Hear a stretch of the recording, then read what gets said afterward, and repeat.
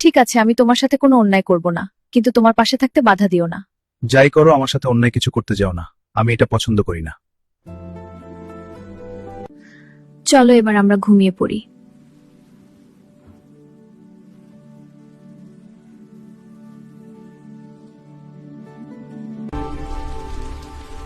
রাহুল, আজ না হয়ে কাল তোমাকে তো আমতেই হবে। এবার আর কমলিনী তোমাকে খুঁজে পাবে না। এবার তুমি শুধুই আমার। আমি কিচ্ছু জানতে চাই না, কিচ্ছু শুনতে চাই না। তুমি আমার রাহুলকে খুঁজে এনে দাও। দেখো, তুমি ধৈর্যহারা হইও না। আমি জানি রাহুল কোথায় আছে, আর তাকে আমি খুঁজে বের করবই। চলো কাজল, আমার সঙ্গে চলো।